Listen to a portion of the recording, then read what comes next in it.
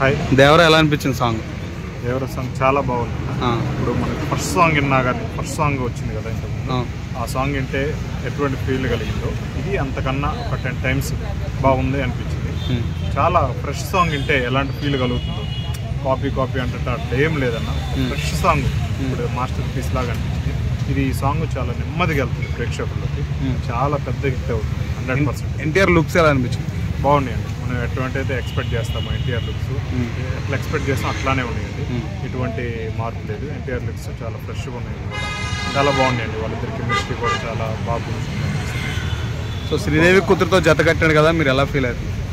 ఇదే అండి చూడాలి. ఇప్పుడు NTR already senior NTR brand image తోటి వచ్చాడు, ఆయన్ని దాటిపోయాడు. కానీ ఇప్పుడు జాహ్నవి కపూర్ శ్రీదేవి గారి బ్రాండ్ ఇమేజ్ నిలుపుతుందా లేకపోతే చెడిపోబడుతుందా, ఇది ఒక యాంగ్జైటీ ఉంది, ఇది ఒక చూడాలి. అనిరుద్ధ్ మాత్రం బాగున్నాయండి, ఇద్దరే బాగున్నాయి, చాలా బాగుంది. అనిరుద్ధ్ మ్యూజిక్ ఎలా అనిపించింది అన్న? బాగుందండి. బాగుందా? ఇది కొరటాల శివ గారికి ఇంత ముందు ఒక ఫ్లాప్ పడింది పెద్దది. సో తర్వాత ఇంత పెద్ద బడ్జెట్తో గ్లోబల్ స్టార్ మొత్తం ఇతను వెళ్తున్నాడు కదా, సో ఎలా ఉండబోతున్నాడు? ఓవరాల్గా చూస్తుంటే ఇప్పుడు ఆ డెప్త్ కొరటాల శివకి ఫ్లాప్ సినిమా లేవు. ఆల్మోస్ట్ కొరటాలలో కూడా 90% సక్సెస్ రేట్లో సక్సెస్ఫుల్ డైరెక్టర్, చాలా మంచి డైరెక్టర్. ఏదో ఒక సినిమా డిసైడ్ చేయాలండి. గతంలో తీసిన వరుసగా 4 మంచి బ్లాక్ బస్టర్ ఇచ్చాడు కాబట్టి దాన్ని చూసుకోవాలండి. ఒక ఫ్లాప్ జనరల్గా పడింది కాబట్టి అటువంటి ఈ ఆచార్య ఎఫెక్ట్ ఏం పడదండి, కొరటాల ఫ్లాప్ ఎఫెక్ట్ పడదు. ఇటువంటి అట్ ద సేమ్ టైం ఎవరైతే రాజమౌళితో సినిమా తీస్తారో వాళ్ళ సినిమా ఫ్లాప్ అవుతుందని ఇంతవరకు సెంటిమెంట్ అనేది నడుచుకుంటూ వచ్చింది. టాలీవుడ్లో ఎక్కువ సెంటిమెంట్ని ఫాలో అవుతుంటారు, నమ్ముతుంటారు.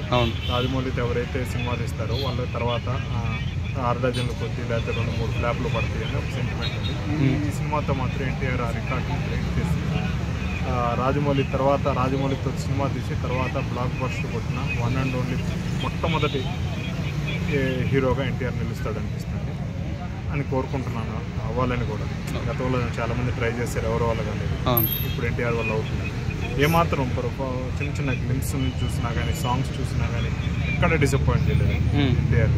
ముఖ్యంగా ఆ సాంగ్లో చిన్న స్టెప్పులు ఉన్నాయండి, అది మాత్రం దద్దరిల్లిపోయిందండి థియేటర్.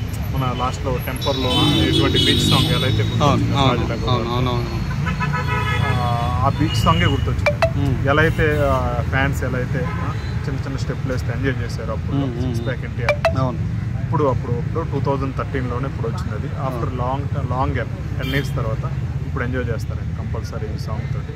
చుట్టమల్లె సాంగ్ రాబోయే 3-4 monthsలో బ్లాక్ బస్టర్ హిట్ అయ్యి ప్రతి ఫోన్లో ప్రతి ఒక్క ఆడియో విని 100% అందరికి నచ్చుతుంది. 100% సాంగ్ సూపర్గా ఉంది, బ్లాక్ బస్టర్ హిట్ అయితే అవుతుంది సాంగ్. థ్యాంక్ యూ అన్న. చాలా బాగా నచ్చింది, చాలా మెలోడిక్గా, చాలా రొమాంటిక్గా, చాలా బాగుంది సాంగ్. నేనైతే లూప్లో వింటున్నాను సాంగ్ని, ఇప్పుడు కూడా అదే వింటా వచ్చాను, ఇప్పుడు కూడా అదే వింటా జాగింగ్ చేస్తాను. చాలా బాగుంది. అయితే అనిరుద్ధ్ అంటే చాలా మంది ఎక్స్పెక్టేషన్ చాలా ఉంటాయి కదా మ్యూజిక్లో, మరి ఆ ఎక్స్పెక్టేషన్స్ రీచ్ అయ్యింది? డెఫినెట్గా రీచ్ అయింది, చాలా బాగా నచ్చింది. ఇంకా స్టాండర్డ్ ఉంది కాబట్టి ఆ స్టాండర్డ్కి ఎప్పుడు మ్యాచ్ అవ్వదు అనిపిస్తుంది మాకు, కానీ బాగానే వస్తుంది. అంటే బ్రో ఈ సాంగ్ కాపీడ్ సాంగ్ అంటున్నారు, అంటే ఇక్కడ ఇంతకుముందు విన్న సాంగ్ లెక్క ఉంది చాలా మంది అంటున్నారు. సో మరి మీరేమంటారు, మీకు ఎట్లా అనిపించింది? ఈ రోజుల్లో ఏ సాంగ్ చూసినా అలానే అనిపిస్తుంది, కానీ వాళ్ళ ఎఫర్ట్ అనేది కూడా ఉంటుంది కదా, సో మనం జడ్జ్ చేయలేము ఇది కూడా, అది కాపీడా లేకపోతే ఒరిజినల్ మేకింగ్ అనేసి ఉన్నట్టయితే అనిపిస్తుంది అక్కడ. అనిరుద్ధ్ తమన్లో అయ్యాడు, తమన్లో అంతా కాపీ కొడుతున్నావు అన్నారు కదా, దానిపైన మీ అభిప్రాయం ఏంటి బ్రో?